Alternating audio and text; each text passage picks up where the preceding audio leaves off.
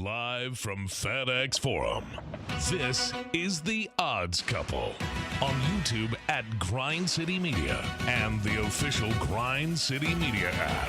Here's Rob Fisher and Lang Whitaker.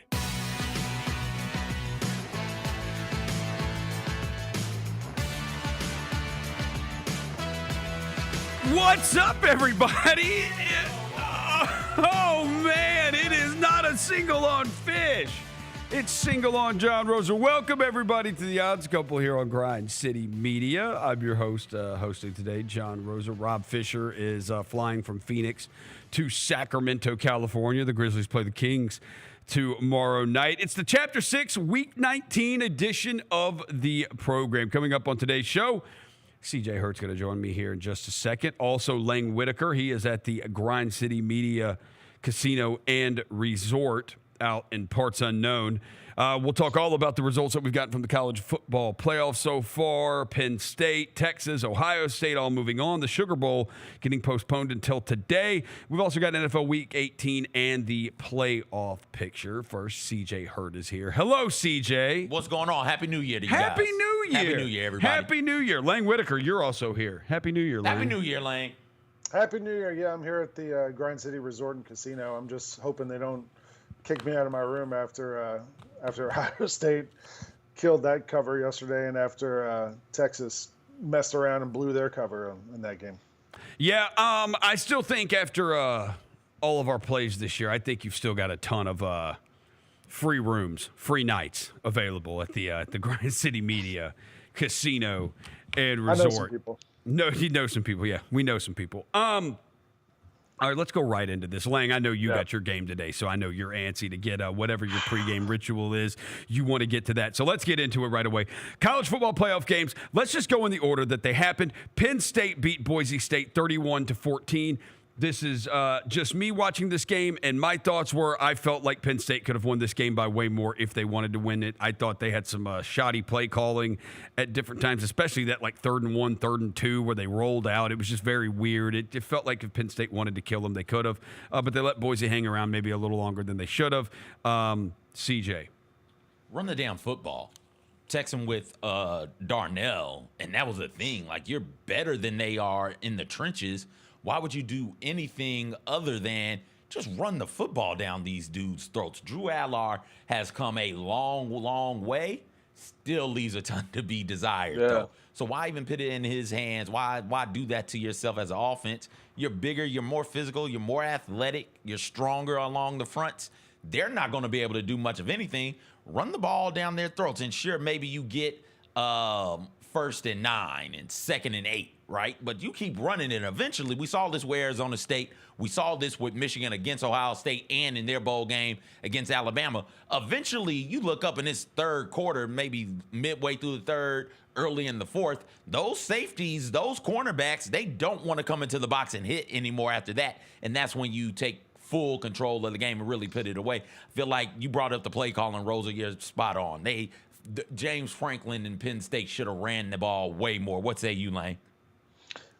Roser said it felt like Penn State could have won this game by a lot more, but I don't know if they could have. Like, I think that was kind of the best case scenario for Penn State.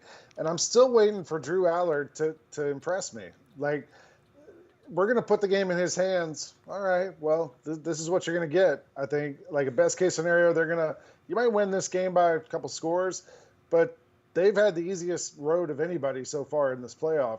And I don't know if it's going to continue when they get to playing some tougher competition. I'm still not a believer in Penn State. Penn State's front seven is really, really good. Like, you can tell watching them play in any given game. Like, oh, they got dudes over there on that side. But like the rest of them, particularly on the offense, outside of the tight end, they leave so much to be desired over there on that side of the ball, and that's their limiting factor. How good is that offense really? And I think it's good enough to win you 10 or 11 games. To your point, Lang, I don't think it's good enough to win you another game in the CFP. Yeah, Allar is he's going to have to win them a game. If they're going to win the national championship, which none of us think they are, but if they are going to, he's going to have to make plays. And you are right. If they should have ran the ball more in that game, but I do get the other side of it. That guy's going to have to make plays if they're going to win the title. So they, keep seeing and seeing if he can do it. Maybe the more and more experience he gets into it, we can take these chances with him because we can beat Boise. We know we can beat Boise. To your point, the Allen and Singleton, the running backs, carried it 29 times for 221 yards and a touchdown. And it felt like they could have carried it for over 300 yards if they would have given him the ball more and more. Yeah, some of these games you have noticed it where it really is where there is a difference in these big power teams, the Blue Bloods, whether it's Notre Dame against Indiana, Penn State against Boise, and our next game, Texas's defensive line against Arizona State's offensive. The trenches is where you really see the difference. A lot of these teams got skill guys. They've got fast, speedy skill guys. But up front is where you really see it. That quarterback from Arizona State yesterday, Skattebo, was amazing, and he is amazing. That quarterback from Arizona, if they did not have a quarterback that can move the way that guy moves, if they had a mobile quarterback, not like an insanely mobile quarterback like that guy was, they would have been dead in the water so many times. But Texas beats Arizona State in overtime. It felt like this thing was going to get nasty early. Arizona State goes up 3-0, and it's like, why are you kicking? And then Texas scores in 2 plays. Then Texas gets a stop, and they score on a punt return, and it's 14-3. Arizona State's up 3-0 with 8:59 to go in the first quarter. And by the time there's 6:20 left in the first quarter, so not even a full 3 minutes left, not even a full 3 minutes later, it's already 14-3, and it's like, oh, man, this is going the wrong way. Did that game say more about Texas or more about Arizona State? CJ? I think it said more about Texas. I don't think they're as good or bad. Yeah. I don't think they're an elite team. I think they're good. Same thing with Penn State, right? They're not. Neither one of those teams is elite, but they're good. They might have great pieces on that team, but they're not elite. Here's a stat for you: Workplace Slay. There it is. All day. First Workplace Slay reference of the year. Texas led 17-8 at the end of the third quarter while being outgained 303 to 128 and outpossessed 33 minutes to 11 and a half minutes laying. If Arizona State had the dudes up front, Roser, Arizona State is in full control of that game and Texas gets eliminated. That game said a lot to me about Arizona State. And, Fish and I talked about last week. We both are big Kenny Dillingham guys. Having watched him all season, that team plays hard for him. They believe in him. I was actually talking to one of our Grind City Media colleagues, Eric McMahon, who went to Arizona State. Yeah. And we were talking about Dillingham being an Arizona State guy, being from the area. And I was like, do you worry about losing him one day? And he's like, well, he's from there. And people kind of bought into him. And it seems like the school's kind of we found our guy now. This is it. As long as we can keep him here for a while. And I think as long as they start investing in the NIL and being able to get some more players in there. But you saw that team, when they got down 14-3 early, I was like, man, this is going to get ugly. And they stayed in it, man, and they made it a game and took it to overtime. Texas got the gift of all gifts with that targeting that they didn't call down the stretch. You remember they almost killed Georgia's backup quarterback in the SEC championship game. No targeting on that either. Texas gets some calls down in these games. Against Georgia in the regular season, you remember they changed the pass interference call because their fans threw so much crap on the field. Texas gets calls. Arizona State stayed in it. They had a shot to win that game going into the overtimes. And I thought Skate told me a lot about Arizona State. Texas, I'm still not they're fine. Sark makes some good play calls every once in a while, but then there's a lot of times where they got up. The first play of the game, they threw that slant pattern. They got busts open. They get a score. And then after that, they just kind of settled into just Quinn Ewers. Quinn Ewers threw for. I do believe over 300 yards, and it was the most, I didn't realize he was having a good game performance that I've seen all year. Well, right? they went 2.5 quarters without scoring. Not just without scoring, without moving the ball. Yeah, they couldn't do anything against Arizona State's defense for a good stretch. Weird to me. I want to see what Willingham can do without that dude in the backfield. He threw for 20 of 30, 322 yards, almost 11 yards of completion, 3 touchdowns, and 1 pick. Look. Did it feel like that to anybody? No, it didn't. It didn't feel like that to me. He did make a couple of nice ones. That touchdown pass over the top. on the fourth down. I mean, you're rushing 5 or 6 dudes. You got to get that. The way they blocked that was really, really impressive. Texas did. You got to get pressure on him. He's allowed to sit back, get comfortable in the pocket, and just let it fly. Go ahead, Rose. Yeah. There's something I'm with you about. CJ, what you say, it says more about Texas. Texas is one of these. You watch them, you see how their players move out there, and it's like, yo, you see the talent. Yeah. Like, you see and there's some of these teams you watch and you see the talent. You're like, okay, this talent is different. Even watching them against Arizona State, Arizona State looks like they are literally, I mean, they did. Like, Skattebo was vomiting on the sidelines. Like, that's how they have to play to have a chance in this game. And Texas does it because they are so incredibly talented. They pass the eye test with the talent. But there is just something like they just play loose. There's something that's just off with them. They don't put teams away. It's like you. This isn't Georgia, right? Georgia plays an inferior team, Lang, and they beat the hell out of them. Like, they jump on them early, they jump on them in the middle, they jump on them late. Texas, be it this Arizona State team that we all think they're more talented than Arkansas. That game, another one where it is. Why haven't you put these dudes away? They don't have that mentality when they get up. I'd say this. Look, Texas passes the eye test with the talent. They fail the IQ test because like they don't play smart. They just do it undisciplined stuff. Yeah. There's just they don't lock in. They're not able to like when they lost the first time to Georgia, they couldn't run the ball. And all I heard going into the SEC championship was like, oh, they figured out how to run it. They've got it solved. Now they're going to be able to run the ball against Georgia. They're going to run on the outside more.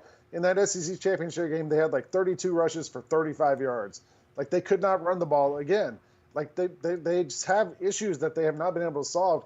And you still got Arch Manning sitting over there, who's probably the better quarterback, who's not playing. But you're committed to Ewers at this point. Yeah. So I feel like Texas is they've gotten to where they've gotten. They're doing okay. Like, but I had a Texas alum buddy yesterday.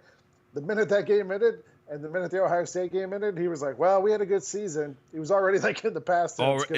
Already thinking. You got the buzzsaw waiting on you now. And the other thing you say about the undisciplined thing with Texas, because the play that perfectly sums this up is when they hit Skattebo on the deep ball, where down the left sideline, where the Texas player commits pass interference. Okay, you got beat, you commit the pass interference. And then to make matters worse, instead of just tackling him, because Skattebo catches it, you grab his face mask and pull him down and rip off his helmet, and now you tack 15 more onto it. Like, that is just the undisciplined stuff. Like, I think the face mask he was holding on for dear life. He wasn't going to be able to tackle Skattebo. Skattebo was gone. If he didn't grab the face mask, that was going to be that guy was just going to carry. Yeah, I just going to carry him completely into the end zone. Is Skattebo like the one guy who we come away from this college football playoff? Like, is he like the most impressive guy to us? Like, he's like a beast. Like, I mean, that's a massive stage. That's a massive stage, and he has stepped up and been just. He did it. Like, he did it rushing, receiving, and passing. He did it in all three. It's David Roddy if he's stuck with football. Like, he's just fast and athletic and can catch and can throw and can run and all. Like, we were all like texting yesterday, like, any of our NFL teams, we'll take him right now. We'll figure out what to do with him. But like, that's the guy you want on your team. No, it's just somebody you get the ball to him and the guy just makes plays. He makes things happen. I like Jim Harbaugh would love that guy. Absolutely love that guy. Yeah, absolutely. With the Chargers. It feels like you could play that guy at tailback, at fullback, at like maybe a smaller tight end in the NFL. He's H-back. He's just a guy you get on the field and just find a way to give him the ball and he will. Maurice Jones-Drew, Darren Sproles, like some of these smaller run. We're not going to the way we compare these dudes. We're not going to compare him to players he actually plays like, because God forbid we compare a white man to a black one. Well, we got to compare him to Mike Allstott or Christian McCaffrey, and he's not those guys. He's not as fast as McCaffrey. He's not as fast or agile. He's more physical, but he's not as fast or as agile as McCaffrey. He's not as big or as physical as Allstott, and he's got more shiftiness and more quickness than Allstott. It is these small running backs who pack a lot of punch. It's been a while since we had just a bowling ball of a running back in the NFL. The Falcons have Tyler Algier right now, the guy who played at Utah. Like that's the kind of guy he is. Except he can catch and he can throw and do all this other crap. Who was that running back you had? The Falcons had the the bowling ball that played at Louisville. Turner.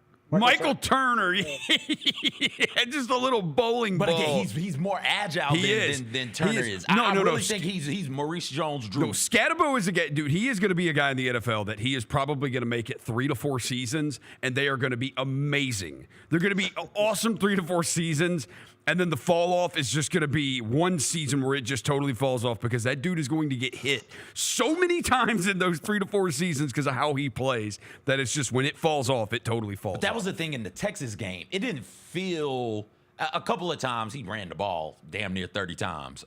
So in that, you're going to get hit. But a lot of the times when he's running the ball, he's the one doing the hitting. Yeah. He's the aggressor. That you brought it up earlier, Rosa. That Texas front was in the backfield constantly. All game. Arizona State couldn't block him. He's getting hit 2-3 yards in the backfield and just running through the tackles because he's the one doing the hitting. He's not the one getting hit. The 30-yard run that he broke, that he busted, he should be down. Yeah. He got hit a couple of times. Was like, no, I'm not going down yet, and just kept his footing. And if he was in a little bit better shape, they brought this up. He hadn't played in the fourth quarter, and God knows how long. If he was in a little bit better shape, God knows what he could. He might have busted off 175, 200 yards on the ground. No, that kid, he's as fun as they get. He's as fun as it gets. All right, and then the third game that took place. Oh, my gosh. This is the one that we were all the most excited for. Maybe not you, CJ. You hate Ohio State. I can't stand them. Yeah. But that the majority of the country was, I think the country was most excited for was the Rose Bowl, Ohio State against Oregon, the rematch. Oregon won in Autzen Stadium earlier this year, and we got the rematch yesterday in the Rose Bowl in Pasadena. Ohio State scored so fast we didn't even get to see the first touchdown because we were all still watching Arizona State and Texas. Ohio State goes up 34-0 off the bat. They win the game 41-21, and CJ, you can go ahead and take credit for this because I think that Michigan game woke these dudes up and woke their offense up. Where the hell has this been? We all knew they had this level of talent. We all knew it. What are we doing here? That's what made the Michigan loss so confusing for everybody, particularly Buckeye fans. Was why we got those type of dudes on the outside? Why are we not trying to get the ball to them? I will say Michigan plays such a weird style of football. Brought it up on Jessica Benson's show today. Everybody else is spreading you out, throwing the ball all over the field. Michigan's like, damn, Nat, we're bringing you in. We're just going to run the ball at you, right? Like, that's how Michigan beat Ohio State. You think about 2 years ago in the Ohio State game, it was that same formula. Think about the Penn State game where they ran the ball, 30-something straight times at Penn State. You know, that's been the MO for Michigan the past 3 or 4 seasons. Nobody else is playing that way. Yeah. So if you're going to try and get on the outside against Ohio State, you're not going to be able to do that. And they got too much talent out there. And when Ohio State decides, we're going to put the ball in these receivers' hands, let them go to work, good luck trying to stop it. I do think in the Michigan game, Will Howard took a big shot early in that game, and he came back. But I don't think he could throw the ball. That's why they didn't push. That's the only reason I got as to why they didn't try and put the ball on the outside. I have no idea in that game. But they came out against Oregon in a Big Ten versus Big Ten showdown at the Rose Bowl. First Big Ten matchup ever at the Rose Bowl. And they took care of business. So if you want to tip your cap to them, you can. I hope Texas beats the shit out of them. We've known they've had this level of talent all along, but we also knew they had this level of coaching all along. And I think we all kind of thought, when they lose these games, you're like, it's Ryan Day. Yeah, they're going to screw it up eventually. That's just what they do. Chip Kelly has been in his bag the last 2-3 weeks. Offensive coordinator for Ohio State. They are unstoppable right now offensively. And I think, we talk about teams get hot at the right time. You see in the NBA playoffs every year and baseball in the playoffs. Feels like this is the team right now that's hot. And their defense, it looks great. Their offense looks great. I don't want to play them if I'm Texas. If I'm whoever is on that side of the bracket, that's the bad draw for somebody, and it turns out being on that side of the bracket. But I'm like, man, I don't want any part of Ohio State right now. That's the team right now. It feels like that. Well, they get that. It feels like that 2014 team a little bit, where they lost to. They won the national title. They lost to Virginia Tech early in the year, and then everybody just kind of thought, they're just not really that good, because they really did. Because the Big Ten, I think, was down that year, and it really wasn't that impressive that the teams they were beating in the Big Ten. It was the quarterback injuries. They had all the quarterback injuries, and they played Wisconsin in the Big Ten title game, and they beat them 59-0. Mm-hmm. And then they played Alabama in the Sugar Bowl, and they beat Alabama by 7. But they pretty much ran the ball down Alabama's throat, which they did to Alabama what Zeke nobody. Had a big game. Zeke had a massive game. Ezekiel Elliott did what nobody thought you could do to Alabama, and Ohio State did it. And they went up 42-28. They went up 2 touchdowns in the fourth quarter, and they ended up winning by 7. And then they went to the national title game and they killed Oregon. I think it was the Mariota team. Oregon had Mariota. Yeah. Because Oregon beat Jameis Winston and Florida State in the Rose Bowl or whatever they played in before that. And it feels like maybe there's a little bit of that going on where, okay, now it's go time and they are awake. And they pass the test everywhere when you watch them play. It is... Okay, there's an NFL player. There's an NFL player. They got like 3 of them on the defensive line. They've got the Caleb Downs kid in the secondary. They got another corner. And then on offense, Jeremiah Smith is. I had an Ohio State fan hit me up last night and said he is their best prospect. He's the best prospect. Like, as far as we're talking sure thing, he goes, he's the best we've had since Orlando Pace. That he's it's like, dude, there's freshman. There's no way this kid's not going to be just absolutely insane. I said you could have him for 10 years, next 10 years. Him or Travis Hunter. Wide receiver. We're saying they're playing wide receiver. Oh, they're only playing wide receiver. Travis Hunter. F Ohio State. I'm not doing this with you. I'm not. It's bad enough that the kid had a good game. The kid had a good game. The kid had. He had 118 yards and a touchdown in the first quarter. Yeah, he had for the game. He had 7 catches, 187 yards, and 2 touchdowns. Yeah, whatever. I saw he broke. Screw him, right? He broke the freshman record of Chris Carter. Is that who it was? The Ohio State freshman record. Probably. Yeah, I think so, Lane. He was awesome. Yeah, throw Ryan Williams in the mix too, as far as freshman wide receivers who are incredible in the SEC, and I would say screw him too because he's an Alabama guy and I'm a Georgia guy. But hey, did you know he was 17? Yeah, he's the first 17-year-old to lose to Michigan in the Citrus Bowl or whichever one, the Outback Bowl. ReliaQuest Bowl is where Michigan was. The Toilet Bowl. Which bowl was it? That bowl game was weird. The MVP of that bowl game was the rain that decided to vomit for like 4 minutes and then just stop. That was good stuff. They had a weird rain delay. And I was at a place down here at the Grind City Resort and Casino, and there was 2 tables of Alabama fans behind me watching the game. And so I was actually enjoying watching Michigan go up big early, and then just the silence from that table as Michigan was dominating the ball. I love Michigan running all over them. That was great. Yeah, it's always fun to see Michigan. If you could tell me, I'm not sure if you can win all of the games doing that. You do have to have a quarterback who can push the ball down the field some, but that's the best version of Michigan football. To me, the Sugar Bowl is going to happen today because of the tragedy in New Orleans. Roser, who you like in that one? Yeah, that's where I was going next. Sugar Bowl today. The lines moved. It opened Georgia -1, -1.5, and it is now Notre Dame. The Sharps are on Notre Dame. Really? Notre Dame is now the favorite in this game. I trust Kirby Smart more than I trust Marcus Freeman in this spot. The wild card is the Georgia quarterback. Is he awesome? Is he better than Carson Beck? Lang, you're the Georgia guy. Yeah. Here's what you need to know about Gunnar Stockton. When he was a middle schooler, he was tutored by Mike Bobo's father, who is now the offensive coordinator at Georgia. That was his coach growing up. He went to a small school in North Georgia. Carson Beck drove a Lamborghini this year. You guys saw that in the news, all that.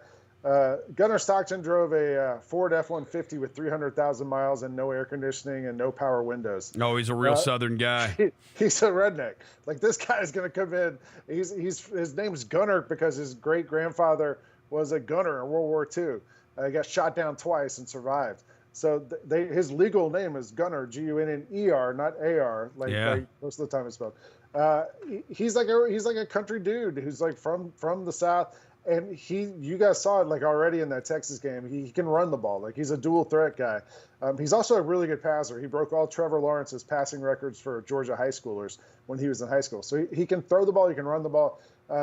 He came in that Texas game, and they basically had the Carson Beck offense that they had installed, and they didn't really have any of the kind of dual threat plays for Gunner Stockton to run. He had 6 possessions in that game against Texas. They scored on 4 of them, but one of them was 3 and out. The other one, he threw a terrible interception. So that's enough to scare me a little bit. I think if Georgia's going to win this game, we're going to see what the fans have been asking for all season long. Just run the damn ball. I think they finally have some depth at running back. ETN is healthy now. Roderick Robinson's healthy. Branson Robinson's healthy. They still have Nate Frazier. They've got a running back room of healthy players for the first time all season. The offensive line's healthy. Notre Dame lost their nose tackle for the season. They're All-American. So, like, if I'm Georgia, yes, we might throw the ball a little bit, but this might be a throwback to like the 1980s Georgia Bulldogs, and you're just going to run the ball down Notre Dame's throat. Have a bunch of different options to run it. Maybe throw it if you get stuck in 3rd and 6, 3rd and 7. You have a lot of tight ends you can use. The wide receivers still aren't great. But if I'm Georgia, like that's my blueprint to beat this Notre Dame team. I think if Georgia wins, it's going to be low scoring. They're going to win by 2 or 3. The fact that Notre Dame's favored by 1, just take Georgia and take the points. I think Georgia wins. I just think it's going to be really tight. Yeah, I think we're probably looking at a really big defensive game. I don't trust Riley Leonard to do anything against Georgia's defense either. Like, I don't know how Notre Dame scores. Yeah, like, that's what I'm trying to figure out, too. When you give Kirby Smart this long to prepare, also, like, these are both defensive coaches, Freeman and Kirby. The wild card is, like you said, like, there's no film on this kid except for, like, the Texas game for a little bit, like the SEC title game. But, like, that don't really tell you that much. So it's like I think they're going to have Notre Dame's having a more difficult time preparing for Georgia than Georgia is preparing for Notre Dame. I like Georgia too. We've seen backup quarterbacks in the college football playoff come up big. Yes. Right? We've seen that Ohio State team we talk about. Yeah. Tua coming in late in that Alabama-Georgia championship game. Right? And I think there's something to be said about we haven't seen this guy yet, while also giving that guy, to Lang's point, enough time to prepare. So he's ready to go. He's had 2-3 weeks to get ready for this, and you don't have any film on him being prepared. So that's going to be tough for Notre Dame. I would also take Georgia in the under. I'm with Lane. That kid, the only thing you got to tell that Gunner kid, kid, you cannot turn the ball over. If you don't turn the ball over, we will take care of business. I would also just say, like, I think Georgia defensively has enough studs that, Notre Dame might score a couple touchdowns, but Georgia's defense has been so up and down all season. But in the biggest games, they've come to play. And if they don't start off great, Kirby's been so good at, and this is why I trust Kirby Smart. I was telling someone this morning. He's so good at making adjustments. Like, we saw him go down 28-3 against Alabama and make the adjustments, come back, take the lead. You saw him against Texas that first time, get off to a good start. The second time, they had to make adjustments and come back. Like, Kirby Smart's really good at just staying in these games and figuring things out and getting back into it. I don't know if Gunner Stockton can lead you back from a big deficit, but that's why I think you try to control the clock, you try to control the time, keep your offense on the field as much as you can, and then if you got the defense out there and you got Riley Leonard, pin the ears back and let them come after him.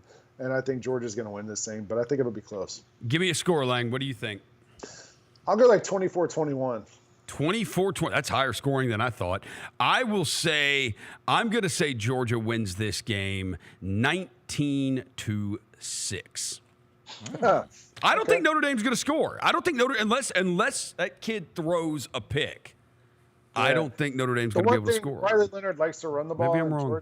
Georgia struggles against quarterbacks who can run a little bit. I will say, you mentioned Georgia having the talent to get it done on defense. I did see Mel Kiper's top 25 prospects, his updated top 25 prospects list. Yeah, 3 of the top 13 are Georgia defensive players. So, we've got guys at every level too. There's like defensive linemen, there's linebackers. Malachi Starks is probably the best safety in the country. There's so many good players. on that defense. And they've kind of had guys come in and out this year with injuries. And, I think this is the first time in a while they've had so many guys who've been healthy. And Georgia had such a hard schedule. They've had a break now. Like, yes. I'm kind of. I think that's a big deal too, Georgia having the break. I think that's a massive deal. CJ, score. 20-9, Georgia. 20-9. So you're with me. You don't think Notre Dame's going to be able to score. You don't think Notre Dame's going to be able to score. All right, Lang, enjoy the game from the Grind City Media Resort. We'll let you go, man. Appreciate y'all, and go Dogs. Go Dogs. All right. That's Lang Whitaker from the Grind City Media Casino and Resort. CJ, we're gonna hit a break. When we come back, we're gonna do NFL Week 18. We're gonna do NFL Week 18. That's all next. It's Chapter 6, Week 19 edition of the Odds Couple. John Roser, CJ Hurt. We'll be back on Grind City Media. Get the squad together for this year's Junior Grizzlies 3-on-3 tournament, presented by 2K at the Built Ford Tough practice facility inside FedEx Forum. On Saturday, January 4th, teams will compete in 3 games before advancing to single elimination play. Overall winners from the 10 and under, 12 and under, and 14 and under divisions will win Grizzlies tickets, including exclusive access to the pregame team shoot-around before the Grizz take on the Pelicans January 24th. Sign up today at hoopitup.com/Grizzlies. Grizzlies fans know it's the team that gives you the edge. Big River Steel does too. And much like the Grizzlies have recruited legendary talent, we want you to be part of our team. Are you ready to be part of something legendary? Then visit www.bigriversteel.com. That's www.bigriversteel.com.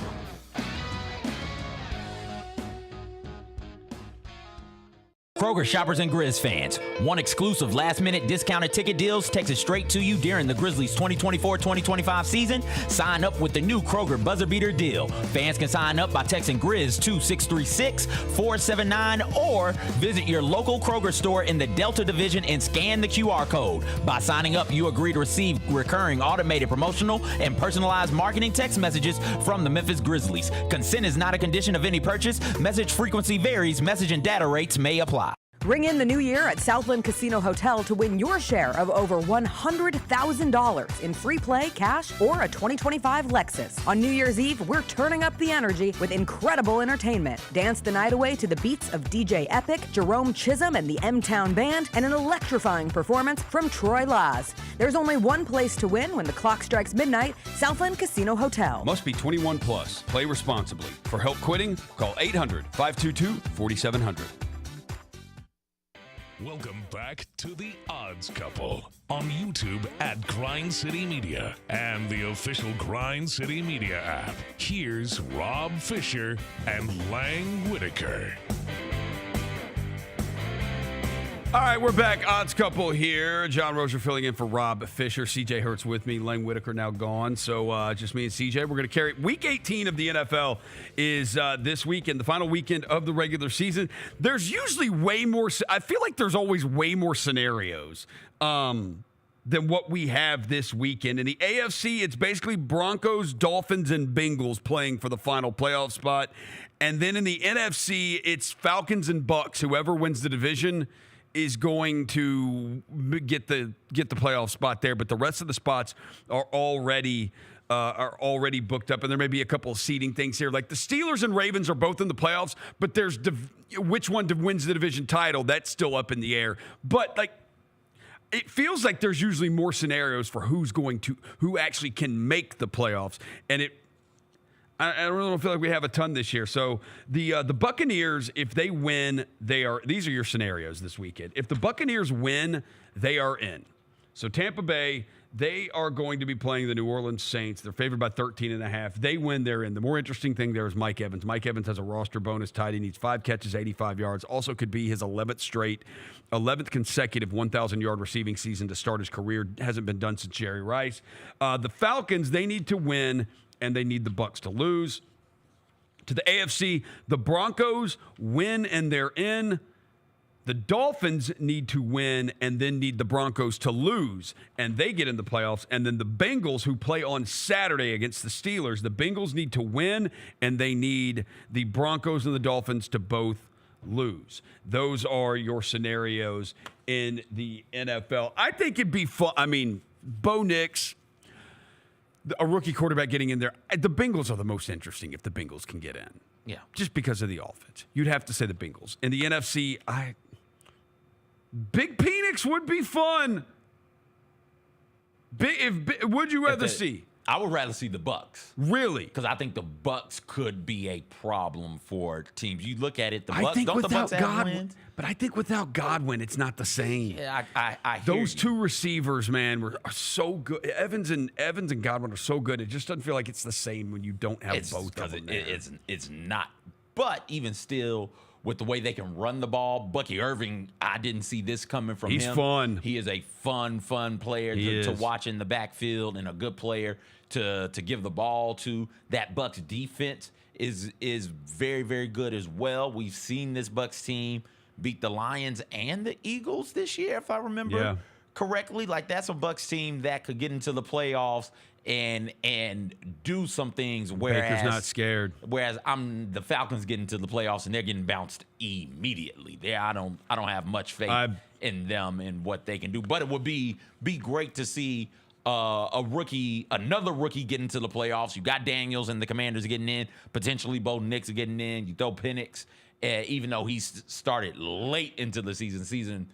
Was damn near done when he got his chance. But seeing 3 rookies in the playoffs would give you the feeling that, the NFL, rookie quarterbacks, seeing 3 rookie quarterbacks in the playoffs will give you the feeling that the NFL is in good arms or hands, so to speak.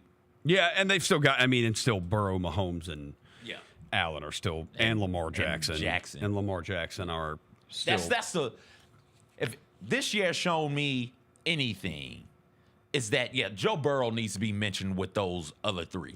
I thought he should, but then last year happened, and last year the wrist injury is the issue that happened. I feel like there were some injury issues in 2022, but before that, Joe Burrow was amazing, and even in 2022, Joe Burrow was amazing. You get rid of the month of September for the Bengals and Joe Burrow. They are so bad in September. That's every year, every season. Every year they're terrible in every September. Year. And then you look up and they're one of the better teams down the stretch. And Joe Burrow this year is a large part of the reason why. Jamar Chase don't want to throw any shade to him because he's incredible as well. When you have that type of a weapon at wide out, you can do some really, really cool things as a quarterback.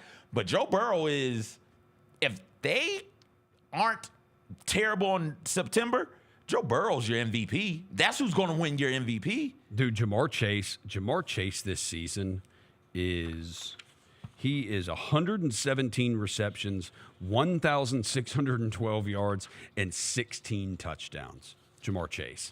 Insane. They're so bad defensively. They screwed up so bad not paying Jamar Chase before this season started.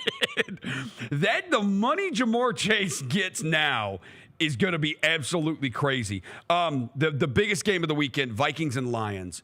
They're both in, but this is for the 1 seed. This game's for the 1 seed, and it's Sunday Night Football. I think the Lions, need this so bad because they need the break. They've got so many injuries on defense. They've got so many freaking injuries on defense. You see their offense has so many playmakers. Even when they miss David Montgomery, they're still fine. But they've got so many guys out on defense. They just need to get healthy. They have not had a bye week since their bye week was week 5. So they have been playing straight through ever since then. That's a travesty the NFL makes these guys do that, playing an extra game and they give them a bye week that early. And then double bye weeks. Pit 2 bye weeks. They're going to add an extra regular. They're going to play 18 regular season games eventually and give 2 bye weeks. That's what they're going to do. Come on, man. It's just going to extend the season even longer than it already goes. Vikings Lions playing for the 1 seed. Sam Darnold, an amazing story. I think Sam Darnold is like, I've said this, he's like a lot of these guys. Notice Brock Purdy did not look as good this year when Christian McCaffrey was not healthy. The offensive line's terrible, and Brandon Ayuk comes in out of shape and then tears his ACL in week 3, and he's done for the season. These guys, you give them solid coaching, you give them good coaching and players around them, like Sam Darnold now has. He had good coaching last year with Kyle Shanahan. He's got good coaching this year with Kevin O'Connell. And they've got Justin Jefferson and Jordan Addison and Aaron Jones and a really good defense and a good offensive line. And it doesn't mean, oh my God, is Sam Darnold now a 50 to 55, $60 million quarterback? No, it doesn't. That is where the mistake is made, is if you do that. You pay these guys, pay these guys. Some franchises are going to have to step up and say, okay, no, you're not. That's Mahomes, Burrow, Lamar Jackson, Josh Allen money. And you're not one of those guys where those guys, it doesn't matter who you put around them. They lift those guys up. The leading receiver for the Kansas City Chiefs this year, wide receiver, is Xavier Worthy. The leading receiver this year for the Baltimore Ravens, Zay Flowers. Zay Flowers is a fine wide receiver. Nobody would call Zay Flowers, would say Zay Flowers is one of the, I don't think. Top 5? No. He's not top 10. Yeah. You would say that. The leading receiver for the Buffalo Bills this year is Khalil Shakir. Yeah, I mean, like, dude, those guys lift everybody up. I'm telling you, if that's who you give Sam Darnold to, those are his receivers, dang, he ain't going to look as good. But he's got Justin Jefferson, Jordan Addison, Aaron Jones. You take these guys that are pretty solid players, and if you put the pieces around them, you give them a solid deal, and then spend more money on the guys around them, and you can have yourself a really good team. But the mistake is when you take those guys and you pay them the top-tier quarterback money. Like, that's not... Cough, Kirk Cousins. Exactly. Cough. And the 49ers are probably going to do it to Brock Purdy. Dak and Prescott. It's going to be... Yeah, it's like, what Dak Prescott don't look the same when he doesn't have a run game. You know? Like, a lot of these guys are pretty much, if they're not the top 4 guys we mentioned in the league, like, they're all in this next group where if you put good pieces, really good pieces around them, solid offensive line, good defense, playmakers, dude, they look pretty damn good, and you can win games with them. And you've got to... Jared Goff. Bro, everybody thinks Jared Goff is all. I promise you, Jared Goff, if you just put average talent around him, Jared Goff's going to look like an average quarterback. Yep. Well, Jared Goff had things rolling with the Rams. Todd Gurley was incredible. Todd Gurley was the best running back in the league. Incredible. Yes. And that stretch play action that they ran, the stretch base outside to Gurley, and he was so lethal off of that. And Goff was athletic enough to get out there, fake it, and then roll back out, and everybody's wide the hell open, right? You've got to be able to pay quality talent, and you're not going to be able to do that if you're giving all of the money to the quarterback. And it's a problem, to your point, Roser, if you don't have one of the 4 quarterbacks. Yes. Because those 4, it doesn't matter. Yes. One of those 4 got a stud receiver, right? So pit him over to the side, but I don't think it would matter. The other 3, Mahomes, Lamar Jackson, and Josh Allen, do not have stud receivers. They do not at all. Don't have a top 5 receiver. And that's no knock to anybody on their teams. That's just what it is. Tom Brady did it for years. The years he didn't have Randy Moss, he didn't have anybody who was. I mean, he had the brief stint where Antonio Brown was really good, but we forget about that. All right, we got to get the picks. We're gonna do picks. Let's hit a break, and then we'll get the picks on the other side. Odds couple: John Roser, CJ Hurt, Grind City Media. Grizz Nation, it's time to send Ja, Jaron, and Dez to the 2025 All-Star Game. Oh! What did we just see, partner? Take 3! Take 3! Bain for 3. Bingo! This man Bain heating it up. Blocked by Jaron! Most versatile power forward in the game today. Head to NBA.com/vote, the NBA app, or simply use the QR code on the screen to send your Grizzlies to the All-Star Game today. Let's face it, there's a lot of trash talk in basketball, but the great teams let their performance do the talking. Like Ford F-150 with Pro Power on board, a class-exclusive industry-first feature that turns your truck into a mobile generator and leaves the competition speechless. Ford F-150, official truck of the Grizzlies. Greatness starts here at your Mid-South Ford dealer. Class is full-size pickups under 8,500 pounds, GVWR. When it's all on the line, you turn to the strong, the stable, the unwavering. To those with a history of raising their performance, to meet the moment. It's true in basketball. It's true in banking. Grizzlies Checking from Pinnacle. Play hard. Bank easy. Open a Grizzlies checking account with at least $100 and a recurring direct deposit by August 31st. And you could receive a $200 direct deposit bonus into your account. Details at grizzliesbanking.com. Member FDIC. Thanks for showing up, Memphis. Nothing beats catching your Grizzlies IRL, and nobody knows that better than you. So next time you want to hit up a game, Ticketmaster's got your back with tickets to every upcoming matchup. Whether you're catching the Grizzlies at home or on the road, you'll find tickets at Ticketmaster, the official ticket marketplace of the Memphis Grizzlies and the NBA. Keep putting that jersey collection to use and get Grizzlies tickets today. There's no better brag than saying you saw it live. See you courtside again soon, Memphis. Back to the Odds Couple on YouTube at Grind City Media and the official Grind City Media app. Here's Rob Fisher and Lang Whitaker. We are back. Odds Couple here. John Roser, CJ Hurt, Lang Whitaker, and Rob Fisher are gone real quick. We're going to try to get through the Sugar Bowl. It's starting soon. We do have a little bit of news. Jalen Milroe has declared for the NFL draft. Good luck to him. Whatever. I don't get it either. Maybe Alabama's got somebody else they want to come in, and we're like, we're not going to pay you the money to stay here. And then he's just going to go to the NFL. I like Milroe. I don't think he's not nearly accurate enough for the NFL. I do think there's a chance where you could turn him into. He's an athlete, man. That guy's a hell of an athlete. That you may be able to turn him into something if he can't play quarterback. Catch and run. My God, that dude's fast as hell. We'll see. Good luck to him. I loved watching Milroe. He was one of my favorite players to watch in college football. All right, our top five Super Bowl contenders. Just throw them up on the board. This is Fish's top five. Screw the Chiefs. He's got the Lions, the Bills, the Eagles, and the Packers. I'm not going to argue with that. Langs, he's got the Chiefs. Screw them. The Vikings, the Bills, the Lions, and the Ravens. I'm not going to argue with that either. I think we're all going to have similar teams. Mine, I've got the Bills. I've got the Lions, I got the Vikings, I've got the Ravens, I've got the Eagles. I really don't know if I believe in the Vikings because I don't know if I just can't still get into Sam Darnold Super Bowl champion. But then again, Jared Goff could be one, and I didn't think if you would have told me that 2-3 years ago, I wouldn't have believed it either. But that'll be mine. And then CJ, your top five Super Bowl contenders. You've got the Chiefs. You can go to hell too. The Lions, the Bills, the Vikings. I like the Steelers. That's interesting. They're different when Pickens plays. I think they've been worn out. They played a lot of games in a short amount of time. I think you could get a different Pittsburgh team come playoff time. Picks, go. Picks, all right. I'll go with the Bucks laying at 13.5. They need to win this week, and the Saints are just bad. So give me that. Nobody's going to be playing for the Texans in this Titans-Texans matchup. Texans already locked up their spot in the playoffs. They'll play their guys for maybe the first half of the quarter, maybe the first quarter, and then they'll start pulling them, which means it'll be a bunch of second stringers out there. Scoring is going to happen. The Titans are abysmal offensively. They're pretty good defensively, but I think with the Texans playing a bunch of second stringers, we get a bunch of scoring in that one. I'll take the under in the Bengals-Steelers game because I think the Steelers come out there and win that game. I love what they can do to you defensively, particularly if Watt is on the field playing.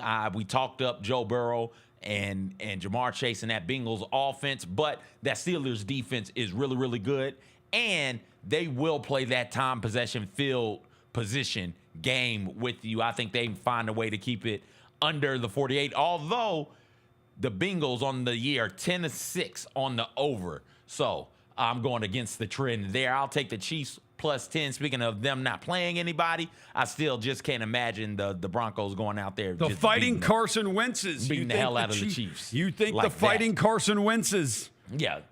Will lose by less than 10 points. By less than 10 By points. less than 10. And then give me the Vikings-Lions in a battle of the two best covering teams this season in the NFL. I'll take the Vikings plus the 2.5 here. I'm not sure if they win it, but I think it's a very, very close game. We're talking about a really close game. 1 point type of win for whoever gets it. All right. Who else has picks? Do we have Fish and Lanes? Yeah, we got them. Throw up the other picks. Just throw up the other picks. Here's Fish's. He's got, who gives a crap about Ole Miss and Duke? He's got the Packers minus 10.5 against the Bears. That's cool. The Bills minus 2.5 against the Patriots, and nobody's playing in that game. The Eagles minus 3 against the Giants, and nobody's playing in that game. And he likes the Lions minus the 2.5 against the Vikings. Sunday Night Football, everybody is playing. I wish he was here. Game. That's the Bills Eagles picks are they are because there's nobody playing yet. The Patriots and Giants both need to lose though. Yes, because if the Patriots the win Giants and the Titans screwed up lose, and won last week. If the Titans lose, the Patriots could go from the 1 pick to maybe second or third pick, and the Titans jump up. So yeah, I guess I rock with that. Lang's locked. Montana State. Holy crap! We're doing FCS picks. Montana State minus this a 3.5 championship? against North Dakota State. Holy crap. He likes the Bengals minus 2.5 against the Pittsburgh Steelers. On Saturday night, the Falcons minus 7.5 against the Panthers. That's not bad. The Falcons have to win.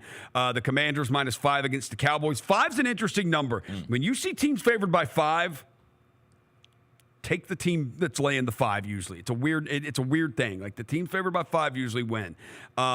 At the Cowboys, I just don't know. Do the Commanders have to win the game? They don't have to win the game, so they're already in. So I don't know. Eagles minus 3 against the Giants. It's another one. The Fish had it too. It's weird. Nobody's playing for them. So yeah, those are. But the Giants need to lose. But the Giants need to draft lose. purposes. Right. All right. In my picks, I'm laying the Chargers minus 5 against the Raiders. Jim Harbaugh, this is like a standard-setting season for him. That this is how we're going to do things here. They're not going to lay down. Chargers minus 5. Chargers team total over 23.5. They want that seed. They want that 5 seed. The Chargers want that 5 seed, and they're going to go for it. I'm taking Chiefs Broncos under the 40. I'm going to go under 40 in Chiefs Broncos. I'm going to go, the last time the Bengals and Steelers played, the score was 44-38. I'm still going to bank that they can get over 48.5. I'm going to go Bengals Steelers over 48.5. And I'm going to take, look, these teams probably can score a ton because the Lions defense is not great, but I'm saying under 57 in Vikings Lions. That number is so freaking big. I'm going to take the under in the division matchup. Sunday Night Football, under 57 Vikings Lions. All right, that's going to do it for me. Thank you to CJ Hurt. Thank you to Lang Whitaker. Thank you to Kyra. No thanks to you, Fish. But I hope I did a great job filling in for you. You did. We will be back. Small show on Monday. This is The Odds Couple, Grind City Media.